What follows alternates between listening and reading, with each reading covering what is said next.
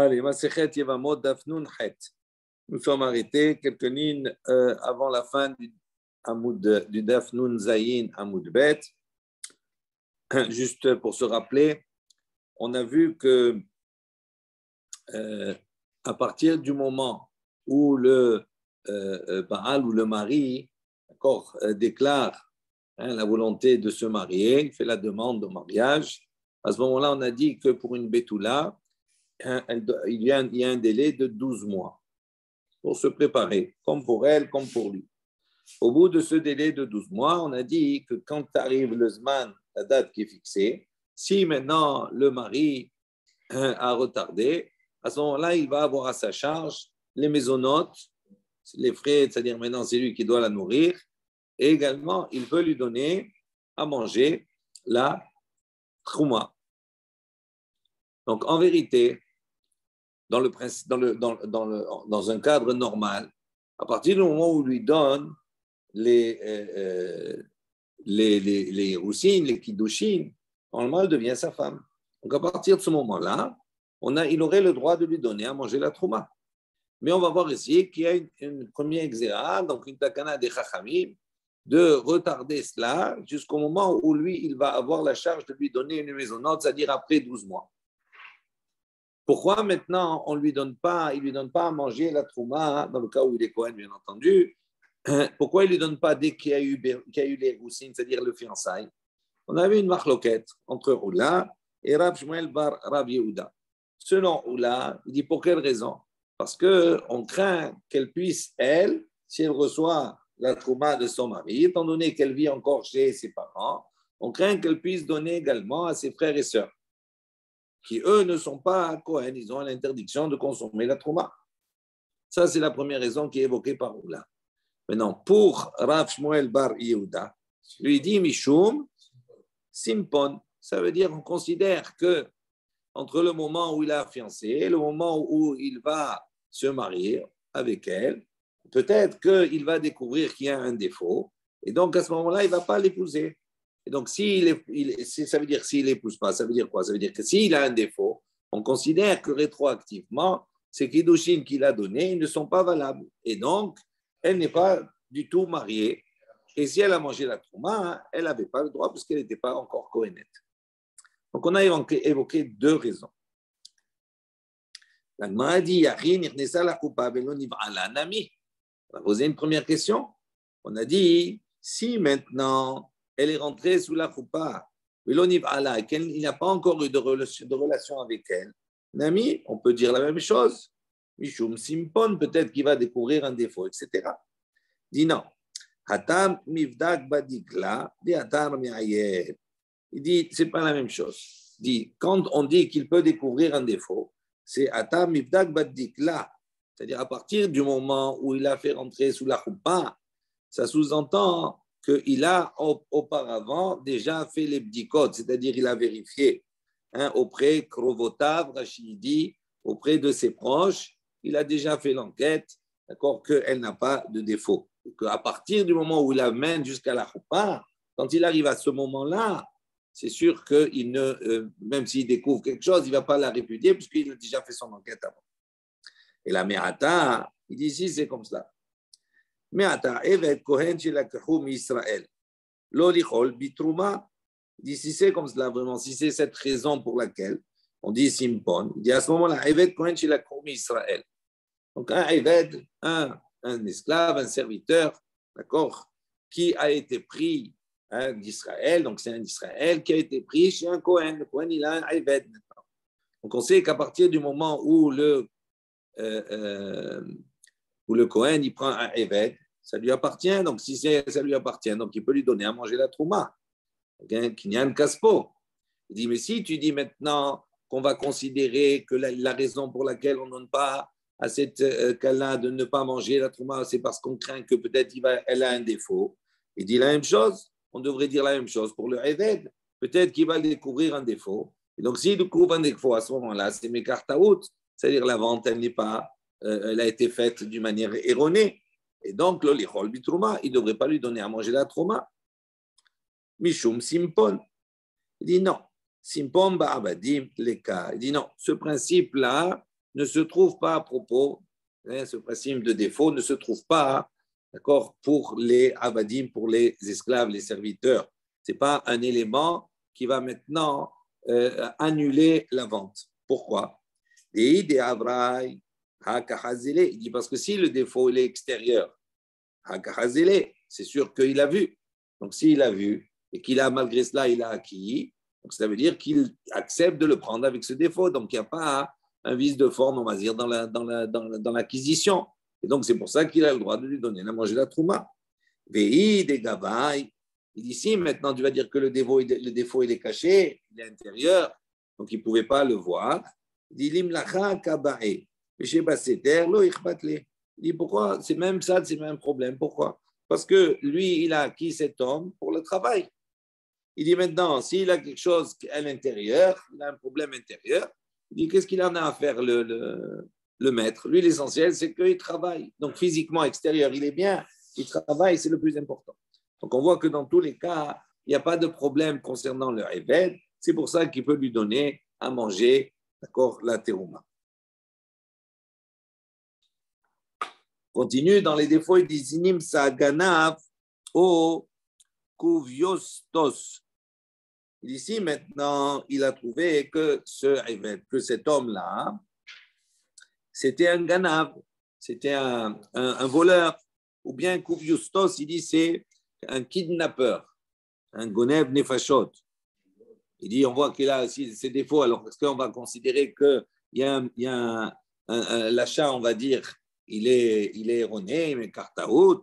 Il dit non, il dit non, il n'y a pas de problème. Rachid, il est lokéa, ve'en amekar, un batel. Il dit, ça, il n'y a pas de problème. On ne considère pas que l'acquisition est annulée. Il dit, baraita, pardon, והמוכר פירות המוכר עבד לחברו ונמצא גנב או קוביוסטוס, הגיעו שסתמן גנבים הם. Donc, je passe le détail. Il dit, Maï Eka, maintenant il pose la question, il dit, maintenant qu'en est-il si véritablement il a découvert que c'est l'istim mezouyan, au muhtav la malchut. Il découvre que ce n'est pas un simple voleur. Il n'a pas on dit, c'est des voleurs, c'est quelque chose de courant. Donc, comme c'est quelque chose de courant, donc on ne peut pas annuler une vente par rapport à cela. Tandis que si maintenant on découvre chez lui un problème qui est un problème majeur, un problème rare, comme par exemple ici l'istim mezouyan, c'est un voleur armé, c'est-à-dire il braque avec une arme, ou bien muhtav la malchut. Un Rashi dit, la malchut ad shetziva ligzor alav, shihargenu kol motz'o. Il dit c'est un homme qui est recherché. C'est-à-dire, il a fauté vis-à-vis du gouvernement. Il est recherché. Maintenant, le gouvernement, il a décrété sur lui. Celui qui le trouve, il est condamné à mort. Donc, c'est un grand bandit. C'est pas n'importe lequel. Il dit à ce moment-là, est-ce qu'on va considérer que l'acquisition, elle est battelle, elle est annulée? Et donc, à ce moment-là, ce serait problème. Comment on peut donner à manger trouma à ce évêque? Il dit non, Han-u kala itlehu. Il dit non, ça, c'est pas possible. Pourquoi? Parce que si vraiment c'est un personnage qui a ce statut-là, il dit c'est sûr qu'il y a une rumeur. Et il aurait pas, on le saurait. Et donc, il n'aurait pas acheté. Et donc, s'il a acheté, c'est sûr qu'il n'y a pas de rumeur sur là qui ne risque pas de ça. Mikede ben lemor ou ben lemor lo achla. Maï benayhu. Là, on pose la question, il dit, que ce soit selon Oula, que ce soit selon Rav Shmuel Bar Yehuda, dans tous les cas, on voit que quoi? Que cette Kala, elle ne mange pas la trouma. Que ce soit à cause du fait qu'elle risque de donner également à ses frères et sœurs, ou que ce soit la raison de dire parce qu'elle risque d'avoir un défaut, elle risque de découvrir un défaut. On voit que la Khalema dans tous les cas, elle ne mange pas. Alors il dit, Maï Benaïou, quel est le cas qui viendrait marquer une différence entre les deux? Il dit, il y a une différence dans le cas Kibel, Massar, Vehalach. Donc, le cas Kibel, Massar, Vehalach, on va prendre juste le rachet à côté. Ça va être beaucoup plus simple, vous allez vite comprendre. Il dit, Kibel, Massar, Vehalach. Il dit, Kibel, Alav, Baal, et Hamumin, les Simpon. Il dit, si maintenant, le mari, il a accepté. Il a accepté le défaut qu'elle a. Il dit à ce moment-là, les cas, les michash, hein, les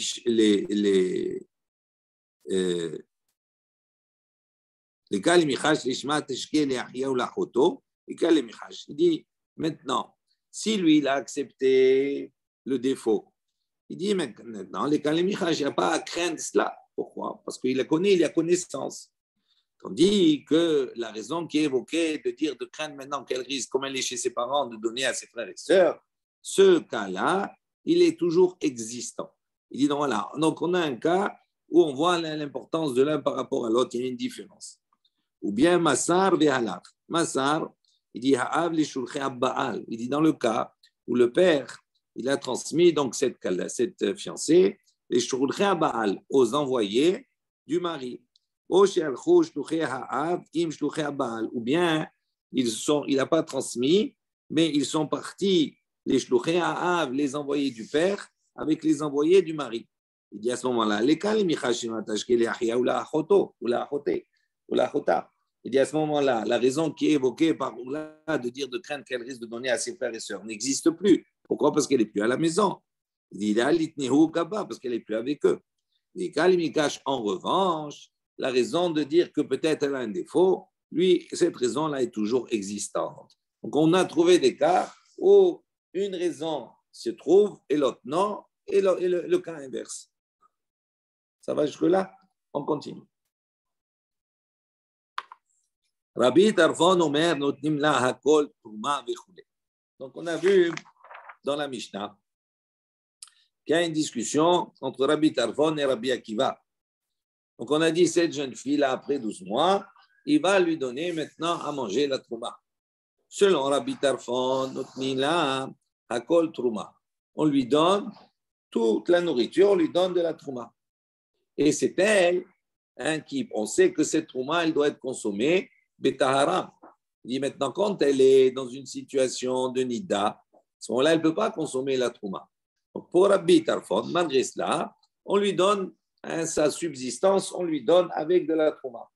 Et elle va se charger de vendre cette trouma, elle ne peut pas la consommer, et avec cela, de prendre du choulin, quelque chose qui est profane, qui peut être consommé. Rabbi Akiva, qu'est-ce qu'il a dit dans la Mishnah? Il a dit non. Il a dit mechetza choulin ou mechetza trouma. On lui donne dans sa subsistance la moitié chol, d'accord, et moitié trouma.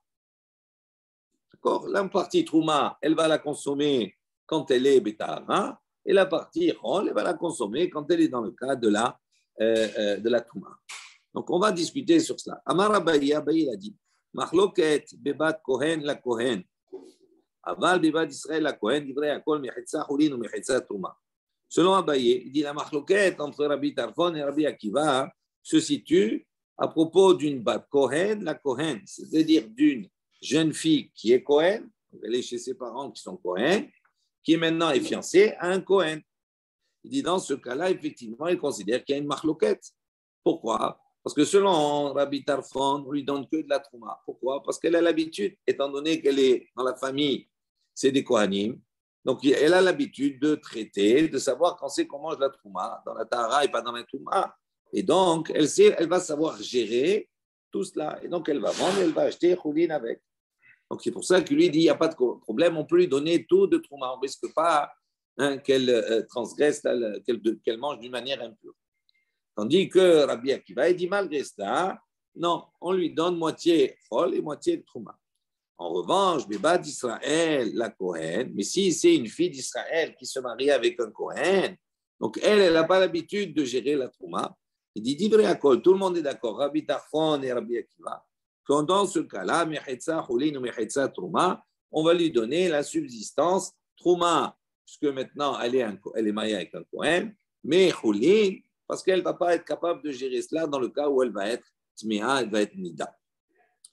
Et Amar Abaye, il a rajouté, il a dit, machloket ba'arusa, aval benesua, divrei akol mechetza choulin ou mechetza trouma. Abaye rajoute, il dit, à part ici préciser que la machloket, elle est sur une fille Cohen qui se marie avec un Cohen, Il précise supplémentairement, il dit comme ça que la marloquette, elle est également à propos d'une haroussa, c'est-à-dire du fiançailles. C'est à propos du fiançailles. Une bat Kohen qui va se fiancer à un Kohen. Là, la marloquette entre Rabbi Tarfon et Rabbi Akiva se situe.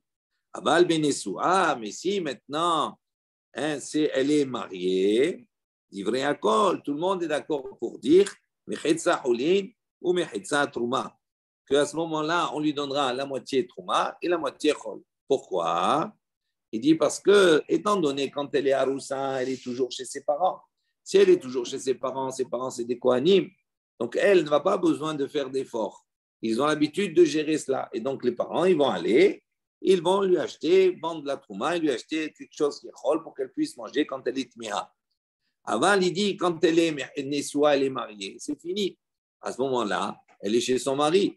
Rachi précise qu'on parle dans un cas où le mari n'est pas là, il a laissé, d'accord, avec une tierce personne. Il dit à ce moment-là, puisque le mari n'est pas là, on craint, il y a un principe bat meler penima, c'est-à-dire la valeur d'une fille d'un roi, c'est quand elle est, d'accord, discrète. Et donc il dit, on ne va pas maintenant l'embêter si on lui donne que de la trouma. Comment elle va sortir pour aller maintenant vendre et faire vendre la trouma, pour aller acheter du chol, etc. Tout ça, il dit, c'est pas son kavod à elle comme cela. Et donc, il dit, c'est pour ça que dans le cas où elle est Nessoua et qu'il n'y a personne d'autre, on lui donne déjà, on lui prévoit la nourriture chol et la nourriture qui est trouma. Tanya Nami Achi, il y a une baraita qui va dans le même sens qu'on a vu. Rabbi Tarfon Omer, Notnim la hakol trouma. Rabbi Tarfon a dit, on lui donne entièrement de la trouma. Rabbi Akiva Omer, Mechitza Hulin ou Mechitza trouma. Rabbi Akiva, il a dit moitié, moitié. De quoi on parle? Bat Kohen, la Kohen, dans le cas où c'est une jeune fille Kohen, donc il se marie avec un Kohen. Aval Bat Israël, la Kohen. Mais si c'est une Bat Israël, une fille d'Israël avec un Kohen, divrei akol, mechitza Hulin ou mechitza trouma. Tout le monde est d'accord pour dire qu'on va lui donner moitié-moitié. De quoi on parle? Dans quelle situation? Be'aroussa, dans le cas uniquement où elle est fiancée. Aval Benessoua, mais si elle est déjà mariée, divrei akol, mechitza ou mechitza trouma. Tout le monde est d'accord pour dire qu'on donne moitié chol et moitié trouma. Ok. Rabbi Yehuda ben Betera, Rabbi Yehuda ben Betera, il a dit, notnim la shete yadot shel trouma ve'achat shehulin. Donc selon Rabbi Yehuda ben Betera, donc quand on lui dit on donne trouma et on donne chol, il dit on lui doit lui donner shete yadot shel trouma. Lui il n'est pas d'accord moitié-moitié. Il dit on lui doit lui donner deux tiers de trouma, de nourriture de trouma. Et un tiers chez le Hulin, et un tiers de Chol. Rabbi Yehuda Omer, Rabbi Yehuda dit, noten la hakol trouma. Il dit non, Rabbi Yehuda il dit on ne donne pas, on lui donne tout que de la trouma. Veim ocheret velo kahat bedamim Hulin. Et elle va se charger de vendre et d'acquérir avec l'argent, d'accord, de la vente de la trouma, Hulin, quelque chose qui est Chol, pour pouvoir manger. Rabbi Shimon ben Gamliel Omer, Rabbi Shimon ben Gamliel dit, kol makom shiizkira trouma. Notnim la kiflaim bechulin. Donc Rabbi Shimon ben Gamliel précise, il dit non. Il dit à chaque fois qu'on mentionne trouma, ça veut dire notnim la kiflaim bechulin. C'est-à-dire on lui donne le double de qu'on lui donnerait si c'est du chol. D'accord? Ça veut dire quoi? Ça veut dire qu'on lui donne double part. Si elle a besoin que, je sais pas moi, de 10 kilos de trouma, eh bien on lui donne 20. On lui double. Pourquoi? Il dit il dit il dit quelle différence y a-t-il entre Rabban Shimon ben Gamliel et Rabbi Yehuda? Rabbi Shimon il dit on lui donne que de la trouma et Rabbi Yehuda il dit on lui donne que la trouma, mais Rabbi Yehuda lui il dit on lui donne la trouma qu'elle a besoin, que de la trouma, tandis que Rabban Shimon ben Gamliel dit on lui donne double, elle a besoin de 10, on lui donne 20. Pourquoi? Il dit c'est un problème de tircha. Pour Rabbi Shimon ben Gamliel, qu'est-ce qu'il dit? Il dit on ne va pas la fatiguer. Pourquoi? Parce que si on lui donne que 10, c'est ce qu'elle a besoin.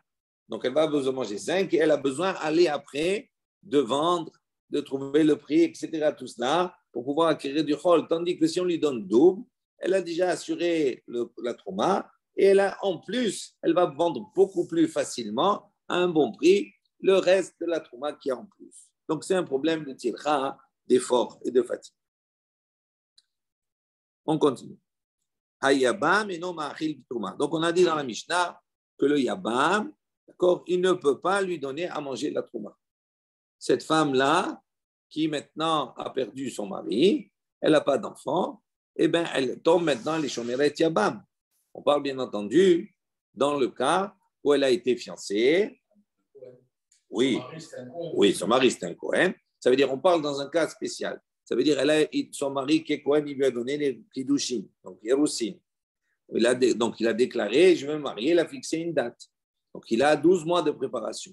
Maintenant, dans ces 12 mois-là, le Kohen, il est décédé. Son mari, il est décédé. Donc elle devient Yevama de son frère. OK? Il dit maintenant, son frère, il ne peut pas lui donner à manger la Trouma à ce moment-là. Pourquoi? Maïtahama. Il dit parce que à partir de quand le mari peut lui donner à manger la Trouma? Kinyan Kaspo Amarahamana. Si c'est lui, il pourrait normalement, parce qu'il lui a donné les Kiddushin. Kiddushin, c'est un Kinyan Kaspo, c'est-à-dire c'est une acquisition avec de l'argent. Donc, ça s'appelle Kinyan Kaspo. Donc, à ce moment-là, puisque c'est une acquisition de l'argent, le Kohen, il peut donner à ce qui lui appartient. En revanche, il dit, donc la Torah, c'est ce qu'elle a dit. Il dit, dans ce cas-là, ce n'est pas Kinyan Kaspo, ce n'est pas lui qui a donné Kiddushin. Maintenant, il est Kinyan Ahib. Maintenant, il est dans l'acquisition de son frère. Et donc, c'est pour ça que, a priori, les Khatrila, pas les Khatrila, le Yabam, il ne peut pas donner à manger la Trouma tant qu'il n'a pas marié cette femme.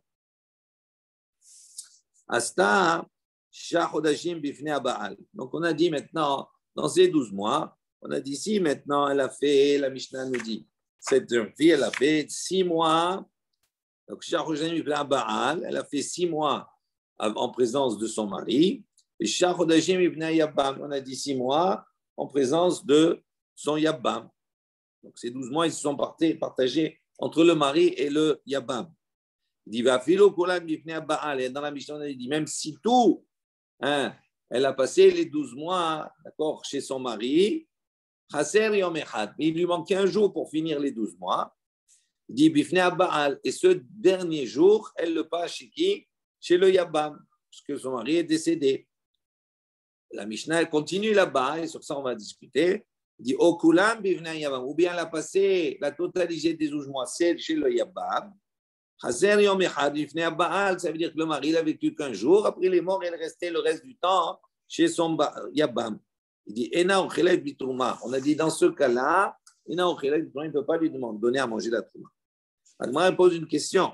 Ashta Bifnei Baal, Amra, Amarta, La. Bifnei Yabam, Mibaya. Il dit, comment? Si déjà dans la Mishnah, tu as dit que s'il a passé la majorité du temps chez le Baal, tu as dit non, il ne peut pas lui donner à manger. D'accord. Il dit, Bifnei Yabam Ibaya. C'est-à-dire, si elle a passé maintenant le temps chez le Yabam, c'est un problème. Pourquoi on a besoin de parler de ça? C'est évident qu'il ne peut pas donner à manger la Trouma.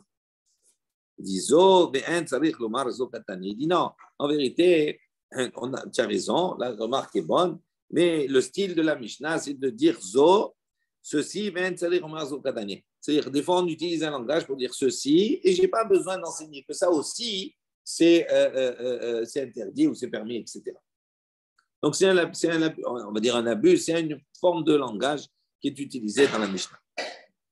Ensuite, on a dit Zo Mishnah Rishona. On a dit ça, c'est la première Mishnah. Rappelez-vous.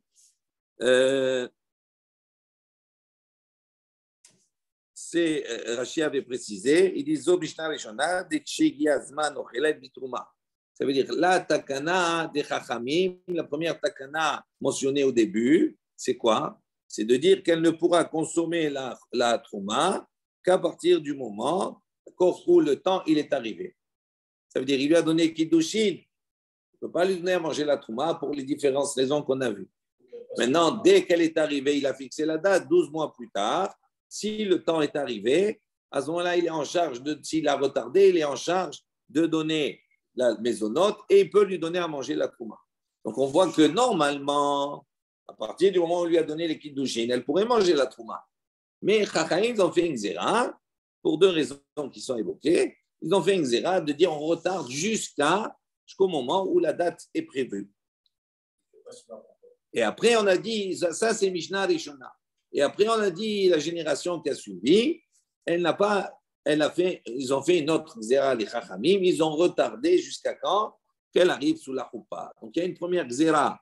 Normalement, dans le processus, bien retenir ça, c'est important. Normalement, elle peut manger dès qu'elle est fiancée, dès qu'elle est kiddushin. Les premières xéra des chachamim, non, jusqu'à qu'arrive le temps fixé. D'accord, les 12 mois. Après, sur cela, la génération d'après, elle a continué, elle fait une autre xéra sur cela. Elle a dit, il faut qu'il aille jusqu'à la choupa. Même si le temps il est arrivé et qu'il a la charge de lui donner les maisonnotes, il ne peut pas lui donner à manger la trouma, juste tant qu'elle n'est pas passée sous la choupa. OK? Donc ça, on a compris. Maintenant, on va poser la question. Maïta Ama, pour quelle raison? D'accord? Pour quelle raison le Beddin, il a comme ça retardé, il a fait une autre xéra pour aller plus loin? Amar Oula, Veitema Rav Shmuel Bar Yehuda. Donc, là a dit, il y a ceux qui disent Rav Shmuel Bar Yehuda, Mishum Simpon, il est à cause de Simpon, c'est-à-dire à cause du défaut qu'il peut trouver. Donc, il dit, ils ont retardé, bon, après les 12 mois, ils ont retardé jusqu'à la choupa à cause du défaut, parce qu'on craint que peut-être entre-temps, il va découvrir un défaut, et s'il lui a donné à manger la trouma, à ce moment-là, le kiddushin s'annule, et donc il lui a donné à manger la trouma à quelqu'un qui ne pouvait pas. Hein? On va voir. Non, ça on a dit non. Parce qu'on a dit que s'il a fait rentrer sous la coupa, ça veut dire c'est sûr qu'il a vérifié. La question, elle n'est pas comme ça. Tu vas voir la question, comme elle est subtile ici. Donc, quelle est la raison qui est évoquée ici? Pourquoi on a retardé jusqu'à la coupa? Donc, Oula, il a dit au nom de Rav Shmuel Bar Yehuda, il a dit à cause du défaut. Ok. Bishlama le Oula. On comprend bien, selon l'opinion de Oula, Kamiata, Shema Imazgula, Kos Bebetavia. Donc, on avait vu précédemment, rappelez-vous, qu'il y a une marloquette. Pourquoi il ne donne pas à manger la trouma à cette cas-là? Selon Oula, il craint qu'il donne à ses frères et sœurs. Et selon Rabbi Tarfon, selon Rav Shmuel Bar Yehuda, Simpon, à cause du défaut. Ok? Dit maintenant, dire cela, la deuxième xéra ne se comprend selon Oula. Pourquoi? Parce que Oula, il dit, la première xéra, c'est quoi? Pourquoi on a retardé on a retardé jusqu'à les 12 mois, jusqu'à la date prévue? Parce qu'il a dit, comme elle est chez ses parents, on craint qu'elle donne aux frères et aux sœurs. Donc on comprend la première xéra. Maintenant, la deuxième xéra qui repousse jusqu'à la choupa, Mishum Simpon, ça on comprend. La première, c'est à cause pour ne pas qu'elle donne, puisqu'elle est chez ses parents. Et la deuxième, on a dit, mais non, on rajoute parce qu'on craint qu'il y ait un défaut. Donc ça marche. Il y a une suite logique au décret des Chachamim. Aval, il dit, et là, les Rav Shmuel Bar Yehuda. Mais selon Rav Shmuel Bar Yehuda, qu'est-ce qu'il a dit pour le premier décret, quand on est passé des Roussines jusqu'à les 12 mois? Il dit, Kamiata Mishum Simpon. Il a dit, la raison qu'il a évoquée, c'est à cause du défaut. Il dit, Ubatraita Mishum Simpon. Et il vient de dire là, ici aussi, que la deuxième xéra, c'est à cause du défaut. Il dit, pourquoi? C'est pas logique. Tu fais un premier décret à cause du défaut, un deuxième décret à cause du défaut, tu répètes 2 fois la même chose. Il dit, Maï Benayou. Il dit, maintenant, quelle différence y a-t-il entre les deux?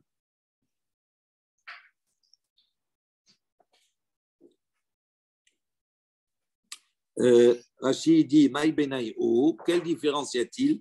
Klomar, Mara Urishonim, Lehatira Mihigia Zman, Ve'elar. Il dit, qu'est-ce que le premier décret, qu'est-ce qu'ils ont vu pour autoriser la consommation de la trouma à partir du moment où la date qui est fixée est arrivée? C'est ça. Jusque-là, interdit. Arrivé au premier, permis. Mais pour quelle raison le deuxième décret, l'Omar de dire Hachetikanes la choupa, jusqu'à qu'elle rentre sous la choupa? Pourquoi? Quelle différence il y a entre l'un et l'autre? Il dit, Kabenayoub dit 4 chutz. Il dit la différence, elle est à propos de Bidikat Chutz. Qu'est-ce que c'est Bidikat Chutz? Mor Savar, on va définir. Rachid dit Bidikat Chutz, Shebatka Beyat Krovotav. Il dit Bidikat Chutz, c'est quoi? C'est une vérification extérieure. C'est-à-dire que le mari, lui, il ne sait pas, il n'a pas vu, il ne sait pas si elle a des défauts, pas des défauts, etc. Mais il a fait appel à ses proches. Ça s'appelle Bdikat Chutz. Il dit toute la marloquette, elle est sur cela. Alors, c'est ça. Attends, Mor Savar, 2 secondes. Mor Savar, Bdikat Chutz, Shma Bdika. selon une opinion, d'accord, le premier décret.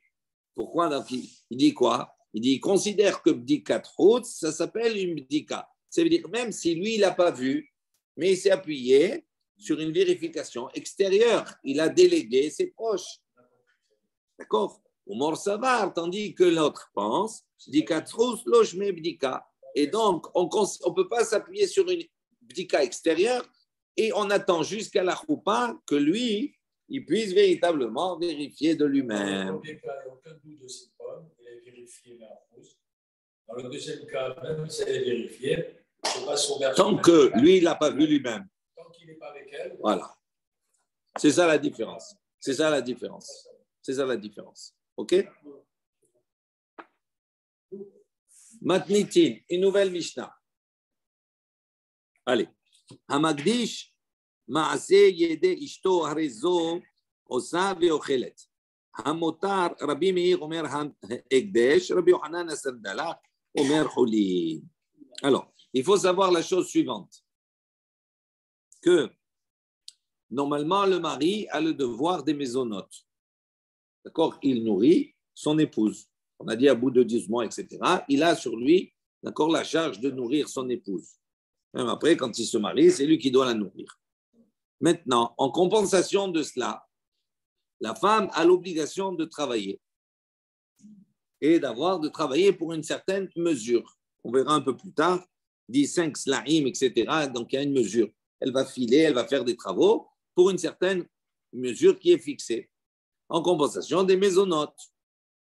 On va voir pourquoi. On va dire pour pas que le mari soit lésé, on verra. À part cela, chaque semaine, le mari lui donne ma'a kesef, c'est-à-dire il donne une pièce d'argent pour ses dépenses personnelles, etc. D'accord, pour ses comment on va dire, ses forfaits, etc. Maintenant, si le mari hamakdish ma'ase yede ishto, si maintenant le mari, qu'est-ce qu'il a fait à Magdish? Il a consacré, il a sanctifié, consacré au Beth Amikdash. Donc ça veut dire qu'il va maintenant consacrer le travail de sa femme. Si tu dis qu'il consacre le travail de sa femme, ça veut dire que le travail de sa femme lui revient. Donc si elle lui revient, c'est-à-dire qu'il a un pouvoir sur cela. Qu'est-ce que dit la Mishnah? Si le mari les Magdish, le travail de ses mains, Harezo osa veochelet. Il dit non. Elle peut faire et elle peut manger de son travail. C'est pour elle. Donc, ça veut dire que le Hekdesh qu'il a fait, il n'a pas de valeur. Donc, on considère que ça ne lui appartient pas. On va discuter sur ça. Hamotar, maintenant, le plus, puisqu'on a dit qu'elle doit travailler pour une certaine somme. Le surplus, si maintenant elle a travaillé, qu'elle a gagné plus, elle a rapporté plus à la maison que la somme normale qui est en regard, on va dire, des maisonnotes qu'il donne. Il dit, Amota, Rabbi, il y a une marloquette. Rabbi Meir Omer, Hekdesh. Si maintenant il a dit, je sanctifie, il a consacré le surplus. Rabbi Meir, il dit, Hekdesh. Effectivement, ça s'appelle consacré, donc ça veut dire que c'est quelque chose qui est entre les mains du Baal. Rabbi Yohanan Asandela Omer, Cholin, il dit non.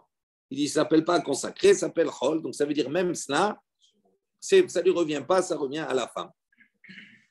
On va maintenant discuter sur tout cela. Amar Rabuna, il a dit la chose suivante. Amar Rab, au nom de Rab, Yechola Isha lomar li ba'ala, eni nizonet ve'eni osa. Donc, selon Ravuna, qui dit au nom de Rab, il dit la femme, elle peut dire à son mari, eni nizonet, il dit je ne veux pas que tu me nourrisses, ve'eni osa, et je ne veux pas travailler. Je ne veux pas. Elle a des biens, elle a un héritage, pas un héritage, mais elle a des biens. Donc, elle n'a pas besoin, elle est rentière, elle n'a pas besoin. Donc, elle lui dit, je ne veux pas tes mésonotes, je ne veux pas travailler. Parce que travailler, c'est une obligation s'il la nourrit. Il dit, moi, je ne veux pas, ne me donne pas les mésonotes et je ne travaille pas. Quand ça va, donc ça veut dire quoi? On peut penser ici que Rabuna, il pense, qui takinu rabanan mezoné ikar, ou masé yadea mishum eva. Donc, on peut déduire d'ici que quoi? Qu'il pense que les Chachamim ont institué Mezoné Ikar. Quand ils ont fait l'institution, ils ont dit qu'est-ce qui est le Ikar, qu'est-ce qui est l'élément principal? C'est les mésonotes, c'est de donner d'abord la subsistance à sa femme. Maintenant, pourquoi on a institué Maase Yadea, c'est-à-dire le fait qu'elle doit travailler, Mishum Eva, c'est-à-dire à cause de la haine ou du mécontentement. Pour ne pas que le mari il dise maintenant, comment il y a une takana, moi je suis obligé, je lui donne les maisonnotes, je vais la nourrir, et elle rapporte rien. Donc il dit pour ne pas qu'il rentre dans cela, donc elle dit puisque tu es obligé, ils ont fait une takana qui doit donner les maisonnotes, donc également elle va devoir travailler. Donc on voit ici que quoi? Que puisqu'elle a la possibilité de dire je ne veux pas les maisonnotes, d'accord, je ne veux pas travailler, donc ça veut dire qu'il pense qu'effectivement, qu'est-ce qui est Icar, qu'est-ce qui est l'élément principal mis en premier? C'est les maisonnotes, c'est l'institution de donner la subsistance à sa femme. Et donc, ça lui donne, elle, la possibilité de dire je ne veux pas. Et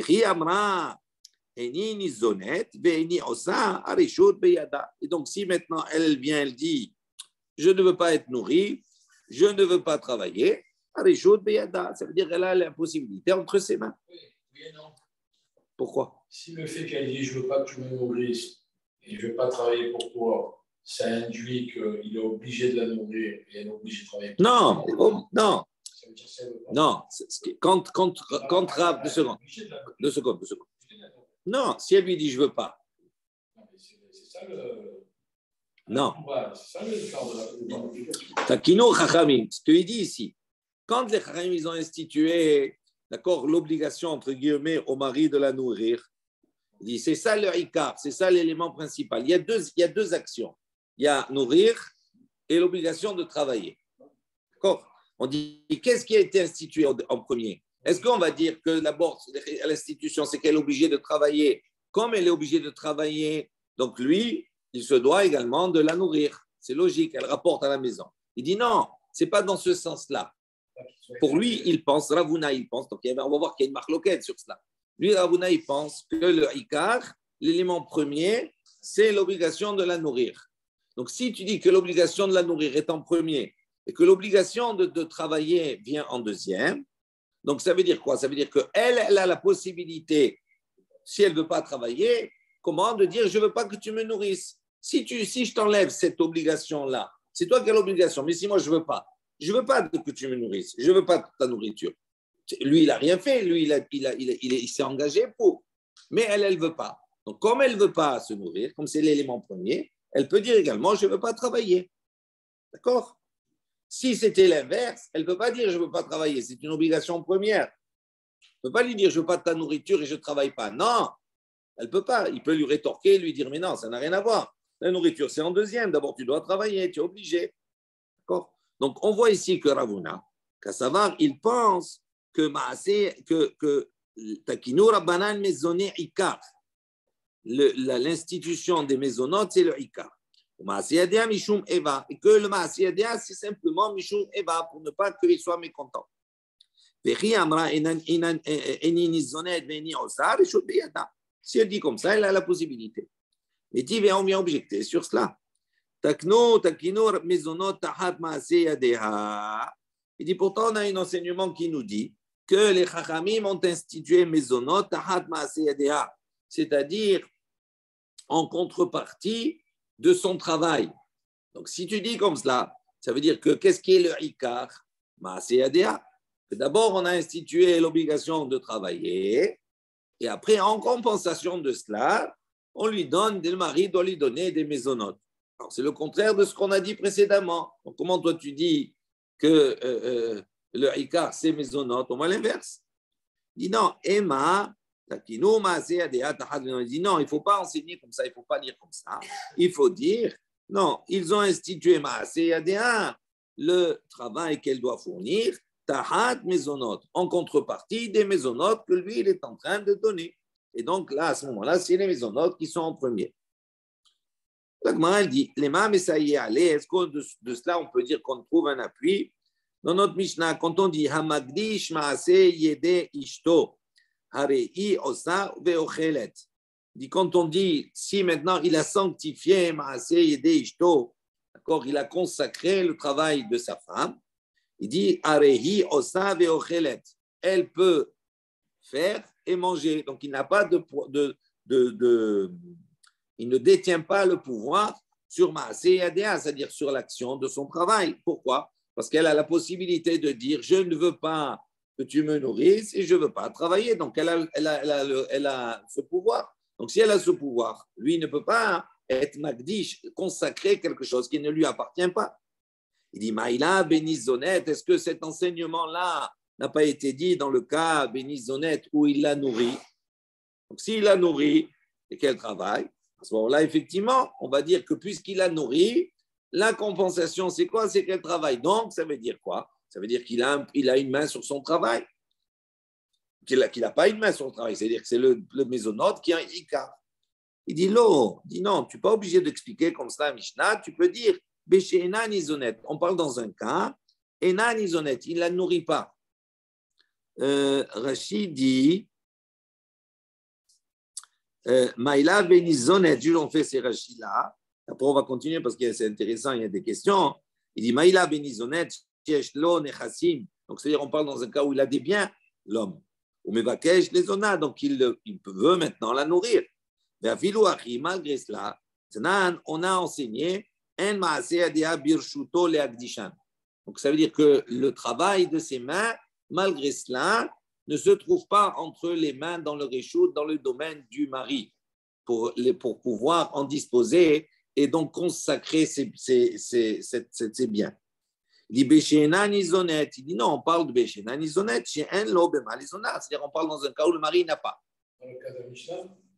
Donc, ici, quand on a voulu apporter une preuve, on a dit ah, Magdish, on voit ici de ce truc qu'il n'a pas le pouvoir sur cela. Donc, s'il n'a pas le pouvoir, ça veut dire qu'on parle dans un cas où il a nourri. Donc, on parle d'un cas où il a nourri. Ça veut dire que malgré qu'il a nourri, on voit que ça lui appartient à elle. Donc, c'est pour ça qu'il ne peut pas en disposer. Donc, on a une preuve qu'effectivement, elle peut dire à son mari je ne veux pas de toi, je ne veux pas et je ne veux pas travailler.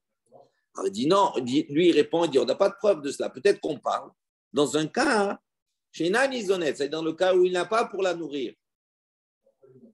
Alors, attends, on va voir ici maintenant. Chez Nanizonet, si celle qui se nourrit, pourquoi on cite le cas Magdish? Toute la question, c'est que si tu dis maintenant on parle de qu'il est misonnette, ça veut dire quoi? Ça veut dire que tu vas dire que le Ikar c'est le Mazon et que Maaseh Yadea c'est devenu le Tafel, c'est la deuxième partie, c'est Mishum Eva. Donc c'est pour ça qu'on peut dire qu'elle peut disposer de cela. Mais si tu dis dans le cas Enanizonet, ça veut dire quoi? Ça veut dire que tu pourrais imaginer qu'on parle dans une situation où elle est obligée de travailler, c'est le Ikar. Que le Nizonet, ça dépend de lui, s'il en a ou s'il n'en a pas, il n'a pas d'obligation. À ce moment-là, il pourrait, d'accord, dire que maintenant, il a un pouvoir sur Maaseh Yadea. Mais ce n'est pas fini, 2 minutes, parce que je comprends ta question, mais tu vas voir qu'à la fin, tu vas plus de questions. Maintenant, la Gemara, elle pose une question. Il dit, si maintenant, il ne peut pas la nourrir, c'est évident que le mari ne peut pas consacrer le travail de sa femme. Il ne peut pas la nourrir. Elle travaille. Eh bien, c'est logique, c'est normal que tu peux pas être Magdish. Si on parle dans un cas où lui-même, il ne donne rien et il dit je prends ton travail. Il dit c'est sûr que c'est pas chaud que non. Il dit non. À fil ou même, on va voir qu'on va aller plus loin. Il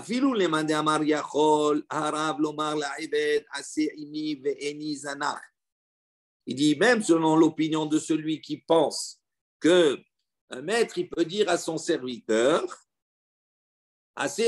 tu vas faire pour moi, tu vas travailler, je ne te paye pas, gratuit, je ne te nourris pas. Il dit de ceux qui pensent que le maître, il a le pouvoir, il peut dire comme ça. Il dit même selon cette opinion, il dit là-bas, on parle à propos d'un Eved qui est Kenaani, qui n'est pas juif. Parce qu'à propos du Eved Kenaani, ce n'est pas marqué Imar avec lui. Aval, Eved, Ivri, mais un Eved Ivri et un juif. C'est marqué Imar avec lui. Betovlo Imar, c'est-à-dire le bien, il est avec lui. Donc on voit ici, ça, il ne peut pas le faire pour un Eved Ivri. Pour un Eved Ivri, il ne peut pas lui dire tu travailles et je ne te nourris pas. Non. Il dit si déjà pour un Eved Ivri, il ne peut pas. À plus forte raison pour sa femme. Il ne peut pas dire à sa femme, alors tu travailles, je prends ton travail, mais moi je ne te nourris pas. Hein. Il dit non, c'est sûr que ce n'est pas possible. Alors, donc si on dit comme cela, pourquoi on a dit, il dit à Magdish, comment il peut sanctifier quelque chose qui n'est pas à lui alors qu'il ne le nourrit pas? Il dit, en vérité, tu as raison. Il dit, mais c'est pas istarich les motards. Et on a besoin de rapporter cela, Magdish, etc. En vérité, pour la fin, pour le cas du motard, ça veut dire ce qui est le surplus. Elle travaille, elle a travaillé selon les conditions voulues, d'accord? Elle a travaillé la somme, 5 selaim, et elle a travaillé plus. Maintenant, sur le motard, sur le plus, c'est sur le plus qu'on parle. Rabbi Meir Omer, Ekdesh. Rabbi Meir, il dit, donc on a apporté le début pour arriver à la fin en vérité. Nous, ce qui nous intéresse, c'est la fin. Et pour introduire la fin, on a commencé à parler sur le Hamakdish et Maaseh Yedea, le début qui, en fin de compte, c'est sûr que même quand on parle d'un cas où un âne est honnête, c'est sûr qu'il ne peut pas être Makdish. Mais quand on parle du motard, c'est pour ça qu'on a apporté cela. Alors, qu'est-ce qu'on a dit là-bas à propos du motard, c'est-à-dire du surplus? Rabbi Meir Omer, Hekdesh, Rabbi Meir, il dit, sur le motard, le mari, il a une main sur cela. Et donc, s'il a une main, il peut sanctifier, consacrer ce surplus. Rabbi Yochanan a Sandela, tandis que Rabbi Yochanan a il a dit, Choulin, il a dit non, ça c'est Chol. Même sur le motard, il n'a pas de mainmise sur cela. Oupliga de Resh Lakish. Et ça, c'est en controverse par rapport à Resh Lakish, à l'opinion de Resh Lakish. Dans Resh Lakish, qu'est-ce que Resh Lakish a dit? Lui, il considère comme cela. Écoutez bien. Dilo tema ta'ama de Rabbi Meir mishum de kasavar adam magdish davar shelo ba la'olam.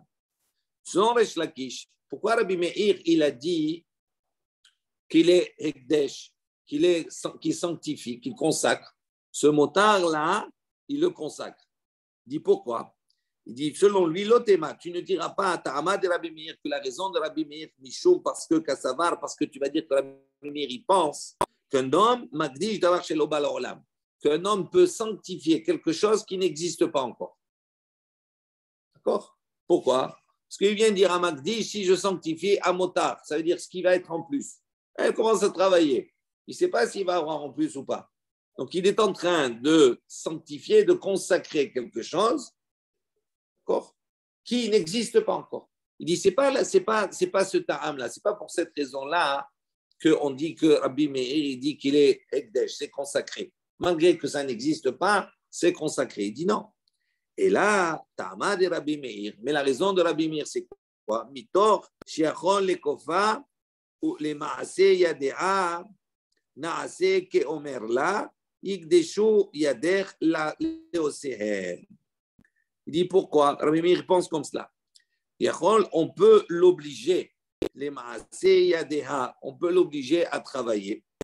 Naase ke Omer la, et on considère que cela, c'est comme s'il est en train de lui dire. Yedeshu yadecha, c'est-à-dire tes mains sont sanctifiées. Les OCM, d'accord, ça c'est, ils sont là les mains. Le Créateur, il les a créés. Donc en vérité, quand il dit Rabbi Meir que sur le motard, sur le plus, eh bien cet élément-là, il est consacré, alors qu'il n'existe pas encore. C'est pas parce qu'il pense qu'on peut consacrer quelque chose qui n'existe pas, mais parce qu'il pense que quand il lui dit maintenant le plus, il est consacré, ça veut dire il est en train de lui dire, en vérité, il a le pouvoir de l'obliger à travailler. Elle doit donner, elle a l'obligation de travailler, parce qu'il lui donne mésonote, elle a l'obligation de travailler. Et donc, qu'est-ce qu'il sanctifie en vérité? Il ne sanctifie pas motard, c'est-à-dire l'argent qui n'existe pas encore, il sanctifie les mains qui sont existantes. Et il lui dit, je sanctifie ces mains qui vont maintenant, par la force des choses, travailler. Et ce plus, à ce moment-là, eh bien, on va le consacrer. Mais à ce moment-là, c'est quelque chose qui existe. Les mains, elles sont existantes. Ça veut dire que sur le Resh Lakish, elle n'est pas en mesure de refuser de se faire nourrir et de travailler. Oui. Selon lui. Oui. Elle n'a pas la possibilité de refuser. Mais non, normalement, c'est Kofa, il peut la forcer. Une certaine somme qui est en regard des mésonotes, bien sûr. Alors, attends, c'est pas fini. La Gemara pose une question. Ve'alo amar la'achi. Il dit, comment tu m'interprètes comme cela? Il ne lui a pas dit comme ça, il ne lui a pas dit tes mains sont consacrées. Il dit Motar, il parle à Magdish à Motar, il consacre le plus. Tu as remarqué qu'il a consacré ses mains. Il dit non, Kivan de Sham'inane le Rabbi Meir de Amar, En Adam otzi devarav levatala, Naase ke Omer la, Igdeshu yadecha leosehem.